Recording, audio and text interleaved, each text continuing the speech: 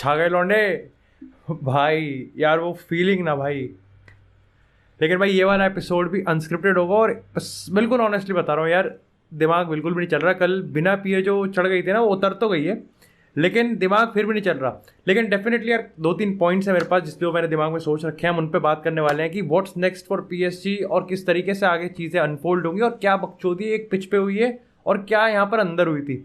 लेकिन डेफिनेटली यार एपिसोड में आगे जाने से पहले दिल से थैंक यू यार, इतना सपोर्ट करने के लिए थैंक यू सो मच। अब यार हमको लगा कि जितनी बकचोदी थी वो रियल मैड्रिड ने पिच पे पीएसजी के साथ पेल दी, लेकिन नहीं भाई, एक मैच चल रहा था पिच पर और एक मैच चल रहा था अंदर। भाई अब मैंने कल के एपिसोड में देखो जो मतलब रिव्यू एपिसोड बनाया था, मैं तुम्हें आई थिंक बोला भी था कि ऐसी नोटिफिकेशन आई है मेरे फ़ोन में कि नसीर अल खिलाफी ना चिल्ला रहा है अपने बॉक्स में और ये सब है।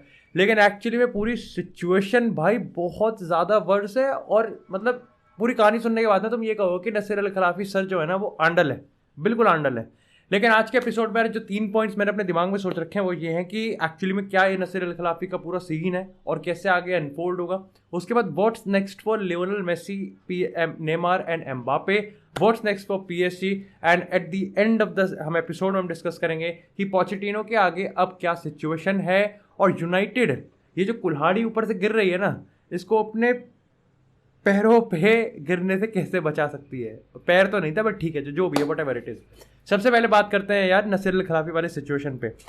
आप देखो यार अकॉर्डिंग टू सम रिपोर्ट्स और यही हुआ होगा सीन यहाँ पर ये होता है कि आप देखो लियोनार्डो ने ना अपने जो इंटरव्यू लेते हैं उनसे मैच के बाद, तो उन्होंने भी बिल्कुल साफ चीज़ कह दी थी कि भाई देखो बेंजिमा का डोनारूमा पे टैकल था, वो फाउल था और वो दोगलापन है रेफरी का, उसने होने दिया और भाई पीएसजी आर आउट। लेकिन ये सब कहीं ना कहीं बैड रेफरिंग की वजह से, और इसमें कोई दोहराई नहीं है। अब जब यही चीज़ बेंजिमा से पूछी जाती है तो बेंजिमा ने भी यही चीज़ कही कि ये प्रेस था। अब देखो यार आप मेरे को कहोगे मैं मैड्रिड फैन हूँ तो मैं थोड़ा बायस्ड हूँ, बट मेरे को भी वो थोड़ा प्रेस ही लगा। But do let me know अगर आपको लगता है कि बेंजिमा का जो टैकल था या फिर वो प्रेस था, do let me know in the comment section. अब इसी सीन पर ना होता क्या है कि मैच के बाद ना यहाँ पर नसीर अल खिलाफी असिस्टेंट रेफरी की यहाँ पर चेन पकड़ लेते हैं और चिल्लाते हैं और उसको यहाँ पर लोग जो रिपोर्ट्स है ना वो यहाँ पर ये कोट कर रहे हैं कि आई विल किल यू, यहाँ पर ये बोला है नसीर अल खिलाफी ने। ये बहुत बड़ी चीज़ होती है। यहाँ पर की रिपोर्ट इतनी कुछ ये भी बता रही थी कि चीज़ें इतनी ख़राब हो गई थी कि यहाँ पर खुद जो नसीर अल खिलाफी के बॉडीगार्ड्स हैं ना और जो रियल मैड्रिड की इंटरनल सिक्योरिटी है उनको यहाँ पर आके इंटरवीन करना पड़ा ये सब करने में। अच्छा इन सब बकचोदी में ना फ्लोरेंटिनो पेरेज अपना आराम से हुक्का भी रहा हो यार, कहन भरा यार तुम अपनी। लेकिन जोक्स पार्ट कहना कि सिचुएशन यहाँ पर यही थी।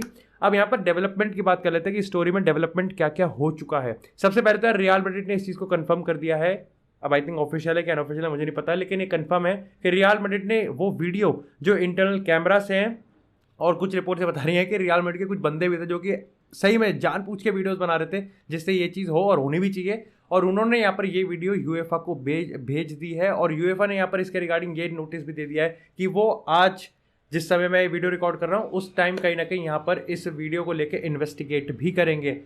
हाउएवर यहाँ पर पीएसजी ने इस चीज़ को डिनाई कर दिया। पीएसजी ने कहा कि नहीं ऐसा कुछ भी नहीं हुआ है। अब ये तो जब कैमरा में रिकॉर्ड हो गया तो तुम क्या ही मना करोगे, ये वाला सीन था। लेकिन इसी के साथ यार बात करते हैं छोटे से पॉइंट की। देखो यार पूरे एपिसोड में मैं छोटे छोटे की पॉइंट्स जो मैंने कल मिस कर दिए थे ना उनको मैं यहाँ पर डिस्कस करता रहूँगा मैच में। तो आप इसको एक पोस्ट मैच रिएक्शन भी कह सकते हो, रिव्यू भी कह सकते हो, आप अपडेट्स भी कह सकते हो, कुछ भी कह सकते हो।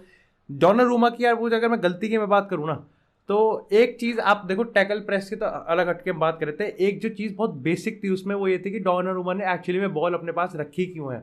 अब देखो यार ये हमको सबको पता है कि Donnarumma is definitely one of the best shot stoppers if not already the best goalkeeper है वो। लेकिन एक चीज़ जो उसकी सबसे बड़ा कौन से ना उसके पूरे गेम स्टाइल का वो है उसका ऑन बॉल पोजीशन। अब जितना अच्छा एडरसन है ना बॉल पे उतना ही खराब डोनारूमा है और उसमें उसकी हाइट का भी एक काफ़ी बड़ा कॉन्ट्रीब्यूशन है। आप देखो यूरोज में भी ये चीज़ हुई थी और यहाँ पर भी ये चीज़ यहाँ पर हमको देखने को मिली है कि वो बहुत ज़्यादा मतलब बहुत ही अनकंफर्टेबल होता है जब उसके पास बॉल आती है। और ऐसे में जब पीएसजी अंडर प्रेशर थी, मार्किनियोस किम्पेम्बे बिल्डअप ही नहीं कर पा रहे फ्रॉम द बैक, तो यहाँ पर ऑफकोर्स यहाँ पर गलती तो डोनारूमा से होगी। अब मैं ये नहीं कह रहा कि डोनारूमा की इसमें कोई गलती नहीं है, बट डेफिनेटली ये उसके पूरे गेम स्टाइल का एक बहुत बड़ा कॉन्स है।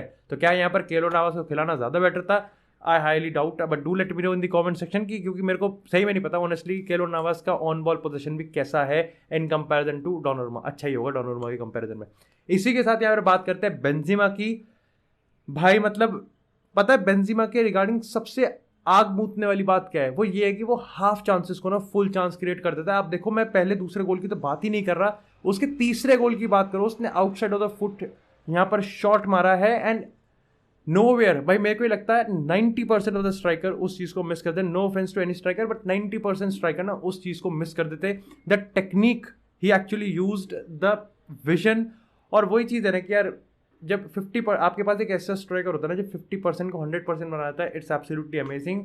और भाई उसकी फीलिंग्स, उसके इमोशंस, उसकी वाइब ये बता दिया कि भाई this is not the end of his stardom वाला जो जा रहा है कि भाई ये लेवेंडोव्स्की जो खेल रहे हैं ये वो प्लेयर्स हैं जो कि आने वाले 2-3 सालों में भी और टॉप परफॉर्म करने वाले हैं। एंड डेफिनेटली यार बेंजेमा ने कल हैट्रिक मार के मैच बॉल तो जीता ही जीता है, बल्कि उसने पूरे मैड्रिड सपोर्टर, पूरे मैड्रिड फैन बेस या फिर न्यूट्रल फैमिली की मैं बात करूं तो उसने यहाँ पर दिल भी जीत लिया है। लेकिन इसी के साथ यार अब बात करते हैं यहाँ पर what next for Lionel Messi. अब देखो बहुत ध्यान से सुनना, मैं यहाँ पर ये नहीं कह रहा हूँ कि क्या होने वाला है, मैं यहाँ पर इस टॉपिक को मैंने इसलिए उठाया कि क्या यहाँ पर होना चाहिए, क्या यहाँ पर मेरे फीलिंग्स हैं, क्या यहाँ पर मेरे थॉट्स हैं। डेफिनेटली तो दोनों में फ़र्क है यार, ठीक है ना, अपडेट नहीं है, बस जहाँ पे दिल की बात होने वाली है।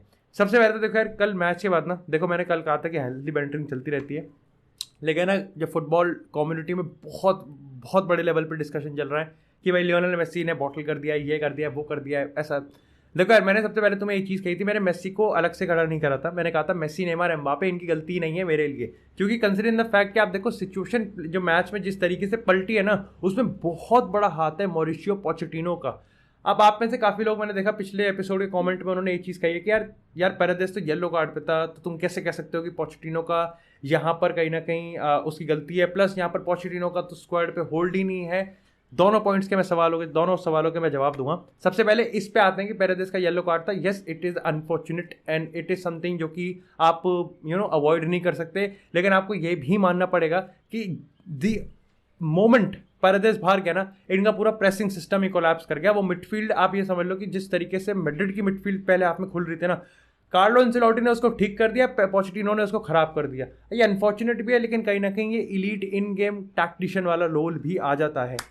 बात करते हैं दूसरे पॉइंट की कि पोचेटिनो का तो इस पूरे पीएसजी स्क्वाड पे होल्ड ही नहीं है। हाँ नहीं है, मैं तो अब भी कह रहा हूँ नहीं है, और मेरे को लगता है कि आने वाला जो नेक्स्ट मैनेजर होगा अगर जिडान नहीं है तो उस पर भी नहीं होगा, ये तो है ही सीन। और शायद से मेरे को लगता है कि मैंने इसी पॉइंट में ना, मेसी वाले पॉइंट में मैंने अभी शुरू भी नहीं करा और उसमें मैंने वो घुसेड़ दिया कि व्हाट्स नेक्स्ट फॉर पीएसजी।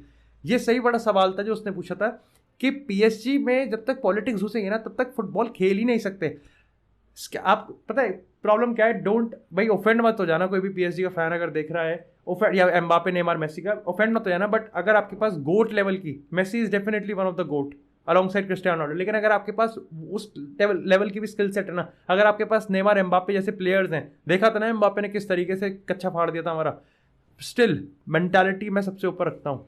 अगर आपके पास एबिलिटी है, स्किल सेट है, आपके पास हर चीज़ है, वो शो बोटिंग सब है, लेकिन आपके पास मेंटालिटी है ना, आप नहीं कर सकते। रियल मैड्रिड के पास वो मेंटालिटी थी, और वो मेंटालिटी खुद रियल मैड्रिड के वो जो कोर होता है ना, जो पूरे सीजन करते हुए आ रहे हैं, वो कहीं ना कहीं बहुत बड़ा रोल निभाया। पीएसजी में ये नहीं था, पीएसजी में उनको लगता है कि प्ले स्टेशन टीम खड़ी कर देते हैं।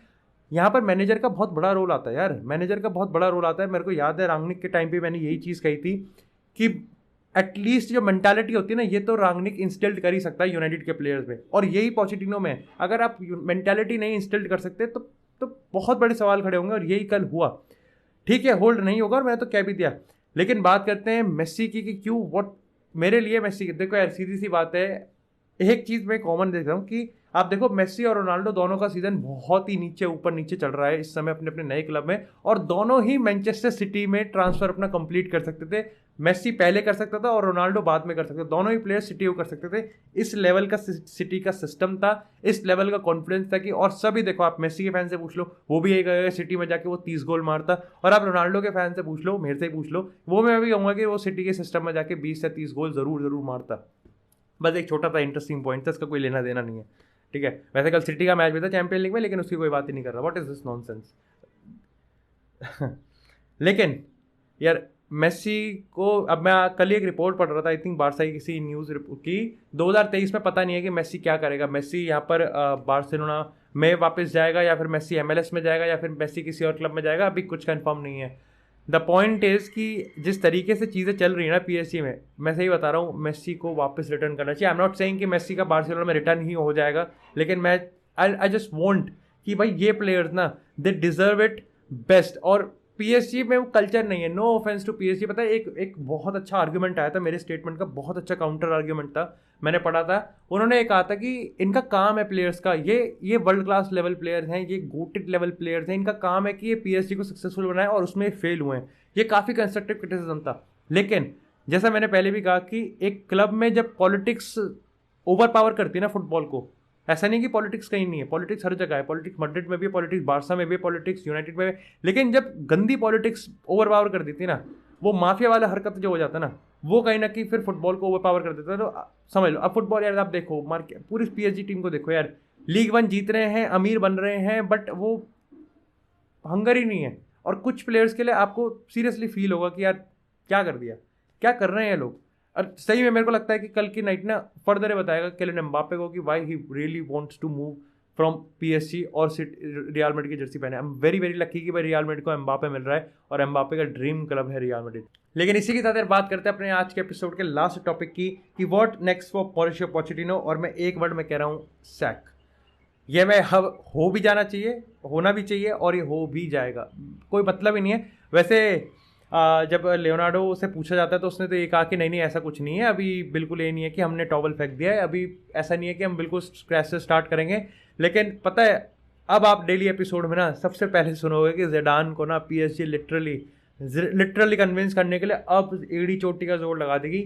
मेरे को नहीं लगता कि पोचेटिनो का पीएसजी में कुछ बनता है। And do let me know कि अगर आपको लगता है कि पोचेटिनो, यार मेरे को लगता है ना कि इस पीएसजी की टीम में ना पोचेटिनो कुछ लेके भी नहीं आ रहा है। मैं इस पीएसजी के रिजीम को ही ना एक अलग अलग पेडिग्री का मैनेजर चाहिए। ये पोचेटिनो उस पेडिग्री का मैनेजर है ही नहीं। अब मैंने एपिसोड की शुरुआत में कहा था कि कैसे इस गिरती हुई कुल्हाड़ी को यूनाइटेड अपने पैरों पे, ऐसी रिपोर्ट्स आई हैं कि डैरन फ्लेचर जो कि यूनाइटेड के आई थिंक टेक्निकल डायरेक्टर हैं, उन्होंने यहाँ पर कांटेक्ट किया है मॉरिशियो पोचेटिनो को। आप कह सकते हो कि बेटेड न्यूज़ है, आप कह सकते हो कि यहाँ पर एक तरीके से कैची न्यूज़ बनाने की न्यूज़ जो कि दिखे वो उस तरीके की न्यूज़ है। लेकिन आप सोचो कि ऐसे पॉइंट ऑफ टाइम पे जब पिछले 2-3 दिन से हम देख रहे हैं कि लगातार टेन हैग नंबर 1 प्रायोरिटी बन रहा है यूनाइटेड की, all of a sudden Pochettino की अवेलेबिलिटी, इंस्टेंट अवेलेबिलिटी की पीएसजी सैक कर देगी, सारा पैसा भी नहीं देना पड़ेगा, कंपेंसेशन फी। और यूनाइटेड के बोर्ड है इतना चूतिया, मैं बता रहा हूँ, आपको लग रहा होगा यार ऐसा थोड़ी चूतिया है भाई, है वो चूतिया, वो कर देगा ये काम। वो 7-8 मिलियन 10 मिलियन के लिए वो कर सकता है काम। करना चाहिए, नहीं करना चाहिए, क्योंकि ऐसे मोमेंट्स में ना मैं कह रहा हूं कि रियल मैड्रिड वो definitely the better team, the top of their mentality. लेकिन पीएसजी ने बहुत बड़ा बॉटल किया है और उसको आप यहां पर इग्नोर नहीं कर सकते हो। ये मेरे इस समय के इनिशियल थॉट्स से, मेरे थोड़ा सा भाई शांति थे तो मैंने बात करी आपके साथ। थैंक यू सो मच यार इस एपिसोड में यहाँ तक बने रहने के लिए। अगर आपने एपिसोड को लाइक नहीं किया तो लाइक कर दे, चैनल को सब्सक्राइब कर दे। आपको इस तरह फुटबॉल से रिलेटेड एक्सक्लूसिव कंटेंट चैनल पर मिलता रहेगा। तब तक के लिए stay tuned, stay safe and I will see you in the next episode.